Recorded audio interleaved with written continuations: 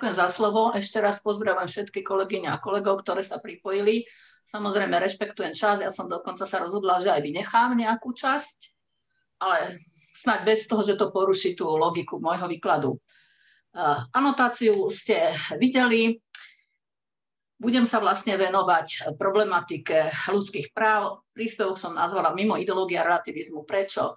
Tento názov, keď už nie explicitne, tak aspoň implicitne odkazuje k tej téme, ktorá rámcuje túto konferenciu, k otázke ilúzií vzhľadom na spoločenské usporiadanie. Pretože aj idea ľudských práv je veľmi často kritizovaná ako nebezpečná utopia, ako fikcia, ako ilúzia. Keď si len spomeniete od utilitaristov, od Jeremy Benthama až k Rogerovi Scrutonovi, alebo čiastočne aj Ignatievovi, alebo francúzskym konzervatívnym mysliteľom ako Alain de Benoist, tak presne týmto smerom, ako kritizujú ideu ľudských práv. No, nezvolila som túto cestu, zvolila som inú cestu. Zvolila som cestu, že sa chcem venovať problematike, ktorá je z filozofického hľadiska asi najrelevantnejšia, problematike zdôvodňovania ideí ľudských práv, predovšetkým vzhľadom na tú požiadavku alebo vlastnosť ich univerzálnosti. S akcentom na tie dva spôsoby, lebo sú aj iné, predovšetkým na tú tézu o inherentnosti autora, ktorého tu minulý týždeň tematizoval Martin Múranský, Tugendhata, a sústredí sa na antropologické zdôvodnenie, ktoré sa pridrža tézy o adekvátnosti Martin Nussbaum. Keďže som povedala, že vynechám tam, tu je osnova, vynechám 2, 3 a prejdem potom priamo 4, 5, 6. Čiže dnešná situácia v súvislosti s novým koronavírusom a s pandémiou covidu odhalila všetky slabosti a zraniteľné miesta aj idei ľudských práv, lebo najmä v situácii, kedy sa aj na Slovenskej republike vyhlásil stav núdze, počas ktorej prichádza k nelegitímnym a nelegálnym zásahom do ľudských práv a slobod. Samozrejme, aj ten lockdown naprieč demokraciami v európskych štátoch sa ukazuje, že ľudské práva, ktoré naozaj sú takou mantrou liberálnej demokracie, spolu s jej posvetným grálom, ktorým je to oddelenie zákonodárnej, výkonnej a súdnej moci, sa ocitajú v tejto situácii celkom mimo hru a zdá sa, že ostávajú len na papieri. Chcem to začať do takého širšieho problému, ktorý sa týka tých geopolitických zmien po roku 89. Ešte jedna vec, nebudem čítať citáty, máte ich pred sebou, takže aj tým sa ušetrí čas. Čiže potom v roku 89 bolo spojenie medzi liberalizmom a demokraciou niečo samozrejme implicitné. No len po skončení studenej vojny tie nové režimy, ktoré vznikli, narazili na istý paradox. Pretože pokrok v oblasti ľudských práv a slobod ruka v ruke sprevádzalo to, že občania fakticky strácajú možnosť svojím hlasom presadiť zmenu, ktorá by neznačila len novú vládu, ale aj novú politiku. Tam máte ten citát od Ivana Krasteva. Projekt ľudských práv ako povojnový globálny projekt s ambíciou utvárať a formovať politický právny svetový poriadok v sebe skrýva mnohé tenzie a protirečenia a v kontexte dôsledkov globalizácie a neoliberalizmu čelí mnohým problémom. Pretože idei, z ktorých vychádzajú ľudské práva, si v súčasnosti vyžadujú reformuláciu, lebo v mnohom je tento jazyk práv príliš poznačený a poplatný svojim historickým koreňom. Hoci zámena idei univerzálnosti ľudských práv ako morálnych nárokov každého jedinca s faktickým stavom ich ochrany na úrovni inštitucionálnej záruky a zabezpečenia, a to na úrovni aj tak vnútroštátnej, ako aj medzinárodnej, môže oprávnene vzbudzovať pochybnosti o tejto idei. Treba zobrať do úvahy to, že ide o projekt otvorený novým podnetom a obsahovým analýzám, ktoré prináša interdisciplinárny výskum ľudských práv. Čiže z tohto ja vychádzam, že takto treba chápať ten normatívny ideál tých ľudských práv. Z očí v oči tým konkrétnym empirickým faktom, z ktorých sa aj vychádza pri namietaní voči tej idei ľudských práv.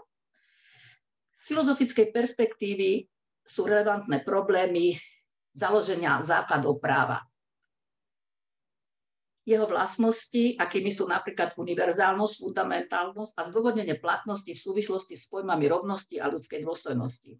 Hoci ten univerzálnosť ľudských práv je postulovaný ideál a nie empirický fakt, imunizácia pred relativizmom, ktorý spochybňuje hlavne tú univerzálnosť v otázke ľudských práv, prípadne ich odmietnutie ako totálnej fikcie, si priamo vyžaduje nejaké integrujúce filozofické stanovisko, ktoré by sa pokúsilo podať akceptovateľnú adekvátnu definíciu statusu povahy a podstaty ľudských práv a poukázalo na to, z čoho vychádzajú, ako ich zdôvodniť. Ja vynechám tie časti, čo som povedala, a prejdem rovno k tým problémom zdôvodňovania, ktoré sú podľa mňa naozaj z hľadiska filozofie najzaujímavejšie. Pretože pokusy zdôvodniť ideu ľudských práv, jej obsah a normatívny nárok na univerzálnosť sa pohybujú na stupnici od prirodzene rozumových, nech už teologických alebo metafyzických východísk, ktoré práva a slobody primárne vyvodzujú z prírody, z ľudskej prirodzenosti, z Boha alebo rozumu. Keď chcem urobiť nejakú typológiu, tak môžem povedať, že v rámci toho prirodzeného, respektíve rozumovo-právneho zdôvodňovania ľudských práv možno rozlíšiť tri základné typy. Tie, ktoré artikulujú ideu evidentnosti, tie, ktoré sa pridržajú idei inherentnosti alebo adekvátnosti, pričom tiež nájdeme rozličné vzájomné kombinácie.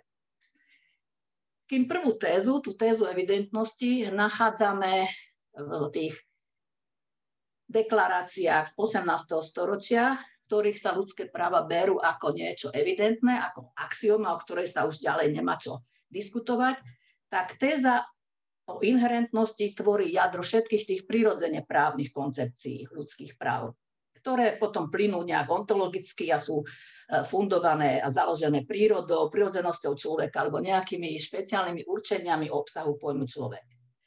Téza o adekvátnosti stojí a padá na predstave, že práva sú výrazom základných podmienok existencie rozvoja človeka ako sociálno-kultúrnej, ale aj prírodnej bytosti.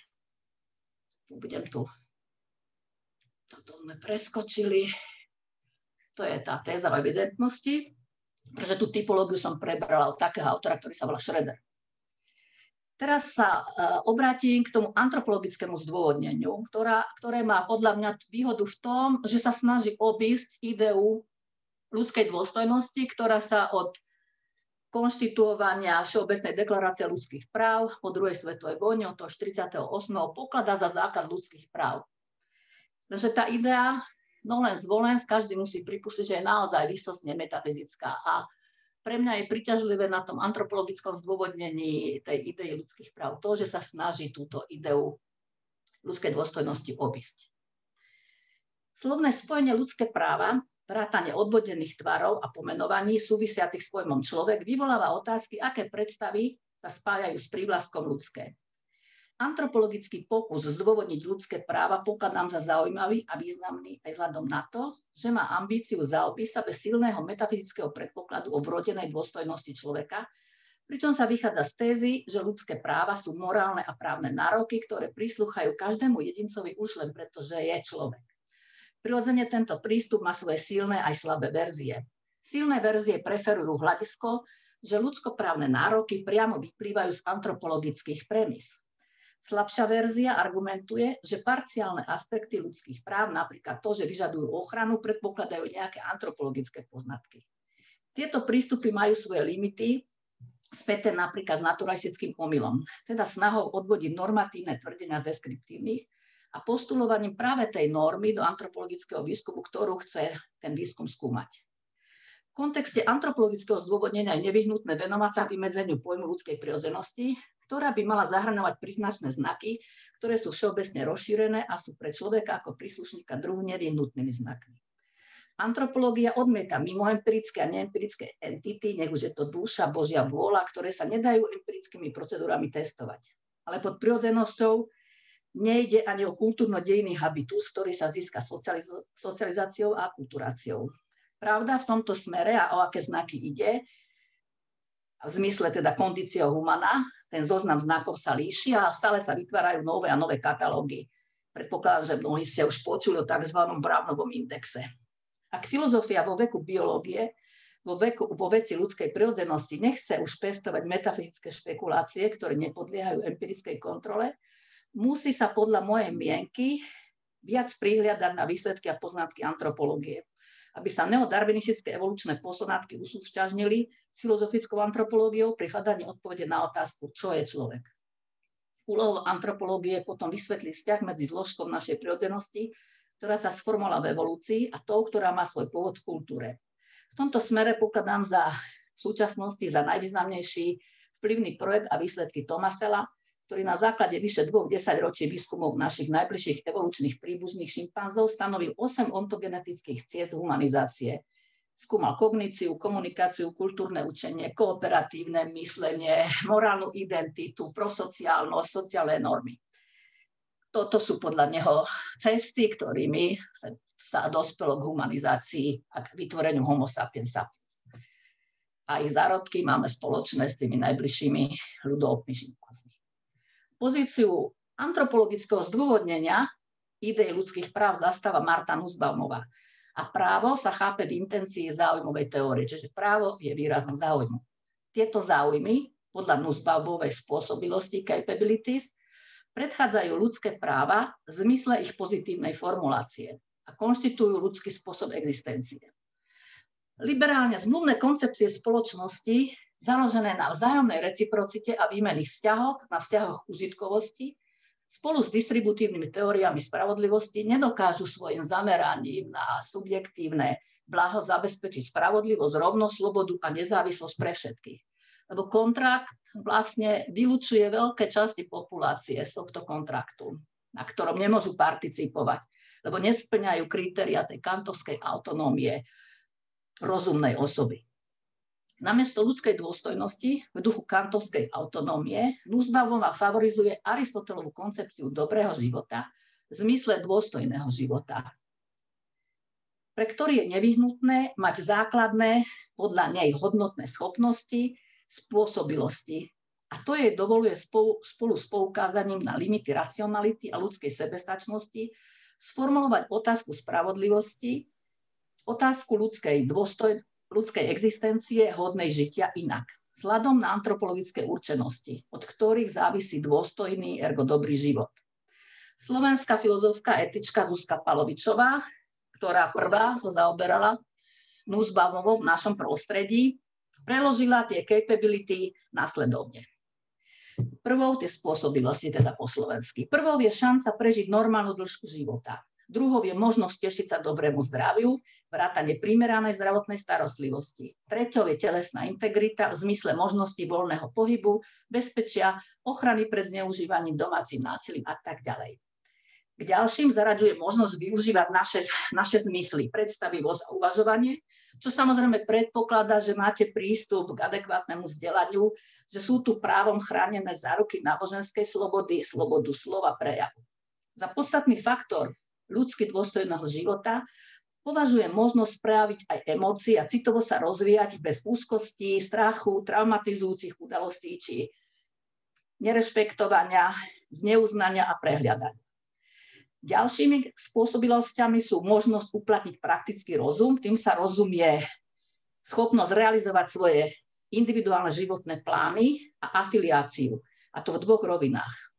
Ako možnosť zúčastňovať sa, participovať na rozmanitých formách sociálnej interakcie a v rovine sociálneho rámca, ktoré nám umožní získať uznanie, tešiť sa rešpektu zo strany druhých. Ďalšou spôsobilosťou je aj vzťah k iným druhom. Nech sú to zvieratá, rastliny alebo príroda vôbec. Ďalej je to hra v zmysle možnosti tešiť sa, ihrať sa a podobne. A je to aj kontrola nad vlastným politickým aj materiálnym prostredím. Takto preložila docentka Palovičová tie Nussbaumovej capability spôsobilosti. V tom zozname, keď ste to registrovali, mali osobitné postavenie 2 tie spôsobilosti. Život s inými, spoločenskosť a praktický rozum. Tento zoznam teda odkazuje na to, čo teda človek môže očakávať od štátu, v ktorom žije, ale v širšom globálnom kontexte aj od medzinárodnej komunity. Samozrejme je otázne, do akej miery je táto metóda odvodenia právnych nárokov ľudských práv z tej antropológie ľudských spôsobilostí plauzibilná. ale to je problém aj pre všetky ostatné antropologické pokusy o založenie ľudských práv. Nech už zoberiem Amartya Sena, alebo zoberiem Feinsa, alebo Turnera, ten istý problém vyskočí aj tam. Dôstojný život a ľudská dôstojnosť sa v tomto kontexte nechápu procedurálne, ale substanciálne. A externé a interné potreby spojené so spôsobilosťami môžu nadobúdať povahu právnych nárokov. Hoci nie je jasné, prečo Nussbaumová zvolila práve tento zoznam tých antropologických spôsobilostí, ani to, kto vlastne je oprávnený a kto môže ten zoznam upravovať a revidovať, lebo ona sama pripúšťa, že ten zoznam je otvorený a nezavršený. Predsa len podľa môjho názoru artikulovala tie limity abstraktného chápania ľudskej dôstojnosti, ktorá má byť tým oným základom ľudských práv. Tým, že položila akcent na tie konštitutívne antropologické určenosti spojené s ľudský hodnotným spôsobom fungovania ako základným dobrom. Nussbaumová tvrdí, že jazyk jej prístupu založený na spôsobilostiach explicitne doplňa a precizuje jazyk práv. Ak beriem do úvahy, že rozdiely v chápaní práv sa líšia v tom, čo je základom pre právne nároky, či to je racionalita, schopnosť pociťovať, vnímať, alebo len holá existencia, holý život, v tom, či sú práva pred politickým výtvorom, alebo sú výtvorom práva inštitúcií, tak Nussbaumová sa nám jednoznačne prikladá k tomu, že ľudské práva sú predpolitické, že má svojou povahou aj statusom. V tejto súvislosti však identifikuje dve problematické oblasti, spojené jednak s negatívnou slobodou a jednak so vzťahom medzi prvou a druhou generáciou práv, čiže medzi tými právami klasického liberalizmu, politickými, občianskými a tými sociálnymi právami. Tam ten citát si môžete od nej pozrieť, čo teda požaduje tá idea ľudskej dôstojnosti. Nie len holá existencia, holý život, ale dôstojný život. A vlastne musíte mať zabezpečené, primerané možnosti, aby ste mohli uplatniť tie spôsobilosti v danej oblasti. So zreteľom na vzťah medzi tou prvou a druhou generáciou ľudských práv, ktorý sa v intencii liberalizmu vykladá vždy v prospech prvých, robí to nakoniec aj Rawls, ktoré sú logicky navzájom nezávislé, Nussbaumová tento aspekt kritizuje a jej prístup založený na spôsobilostiach je spojený nerozlučne so sociálnou spravodlivosťou. Teda trvá na tom, že každý človek na svete má nárok na relevantné dobrá a pripisuje ľudstvu vo všeobecnosti povinnosť, aby tieto nároky realizovalo. Zoznam spôsobilosti potom môžete používať ako interné kritérium na meranie spravodlivosti v danej spoločnosti, tak ako v tej spoločnosti je sformulovaná ústava s tými základnými právami a slobodami občanov. Ale zároveň tento zoznam doplňa aj ľudskoprávne dokumenty, ktoré vytyčujú ciele pre medzinárodné spoločenstvo ako celok. Pre tento prístup je príznačné, že na rozdiel od tradície akcentujúcej prvoradosť negatívnej slobody v otázke ľudských práv, ktorá spočíva v nezasahovaní štátu a iných autorít do sféry individuálneho konania, Nussbaumová akcentuje pozitívne ciele verejnej sféry a závislosť slobôd na ekonomickej adekvátnosti. Intuitívna idea, teda, to je ten citát dôstojného ľudského života, naznačuje, že ľudia nemajú nárok len na existenciu, ale na dôstojný ľudský život a tento nárok musí byť zaistený na dostatočnej úrovni. No ten antropologický prístup, napriek tomu, že v celku s ním sympatizujem, nedokáže objasniť individuálnu právnu subjektivitu ani ideu sebaurčenia človeka ako morálnej osoby. Jednako však nemožno antropológii uprieť, že do ľudskoprávneho diskurzu vnáša zaujímavé významné poznatky, čo je prospešné pre človeka ako biologický druh. A inštitucionálne zabezpečenie ľudských práv možno potom posudzovať aj z tohto hľadiska. Fakt, že isté bazálne potreby spojené s ľudskou prirodzenosťou nemiznú, aj keď ich prejav a výraz podlieha kultúrnej a sociálnej modifikácii, a že podoby ľudskosti, spôsob, ako existovať ako človek sú mnohoraké, nehodnotíme len normatívne, ale aj pocitovo, s akcentom na prežívanie emócie a toto vlastne prináša antropologické zdôvodnenie ľudských práv. Tu sa otvára priestor, ako teda možno nejak zdôvodniť, aby sa práva neupierali ani zvieratám, hoci im nemožno pripisovať subjektivitu a hoci tie práva zvieraťa existujú výlučne vo vzťahu k ľuďom. Toľko o tej Nussbaumovej antropologickom zdôvodnení idei ľudských práv. A teraz prejdem k tej téze o inherentnosti, ktorú reprezentuje Tugendhat. Tugendhat má spoločné s Nussbaumovou to, že spája pojem ľudských práv so sociálnou spravodlivosťou a kritizuje liberálne chápanie práv zakotvených v negatívnej slobode, ktoré si nevšíma problémy subjektu s rozvojom jeho potenciálu alebo jeho zdravotný stav. A samotný pojem, Tugendhat teda, ľudských práv poníma ako fundamentálne morálne nároky, ktorými sa má pomeriavať aj legitimita politického usporiadania. Pričom Tugendhat delí tie práva na morálne silné a morálne slabé. V tomto zmysle, ako Nussbaumová, tiež pokladá ľudské práva za predpolitické morálne nároky, pričom zdôvodnenie ich univerzálnosti vidí v inherentnosti, to je v tom, že prislúchajú každému jedincovi ako reprezentantovi ľudského rodu. Ale zdôvodnenie ich všeobecnosti v zmysle univerzálnosti sa od antropologického postoja Nussbaumovej líši. Pre Tugendhata je rozhodujúca tzv. Morálka rovnej úcty. Citát máte pred sebou. A to znamená, že ľudské práva sú tak centrálnym pojmom politickej morálky. A morálne povinnosti majú ako svoj náprotivok morálne práva. Je fakt, že v intersubjektívnych vzťahoch máme morálne povinnosti voči iným, napríklad povinnosť plniť svoje sľuby, ktoré dáme, povinnosť bezdôvodne neubližovať a nezraňovať iným. Aj keď vzťah medzi morálnym právom a morálnou povinnosťou je asymetrický, pretože keď zoberiete malé deti, deti majú práva, ale tie morálne povinnosti nemajú, majú rodičia voči tým deťom. Naopak. Morálny postoj je podľa Tugendhata taký postoj, podľa ktorého uznám každý iný subjekt za subjekt rovnakých práv. Z toho plynie, že pre zdôvodnenie právnych nárokov potrebujeme ideu nestrannosti, podľa ktorej záujmy aj každej inej osoby si zasluhujú rovnakú pozornosť. To však je podľa môjho názoru kruhové uvažovanie, lebo sa tu tvrdí, že morálny právny nárok je morálny práve vtedy, keď je morálny. Tugendhat rozlišuje, ako som už spomenula, medzi tým slabým morálnym právom a silným právom. To slabé znamená, že ja ho môžem vyžadovať ako niečo, čo nezávisí na dobrej vôli iného, ale nemôžem ho nejako vymôcť pomocou pozitivizácie, pozitívneho práva. Napríklad právo, aby mi druhí nespôsobili škodu. Denne sa to deje. Môžem si to narokovať, požadovať ako morálny nárok, ale neviem ho vymôcť. Pokiaľ ide o silné morálne právo, tvrdí Tugendhat následovné.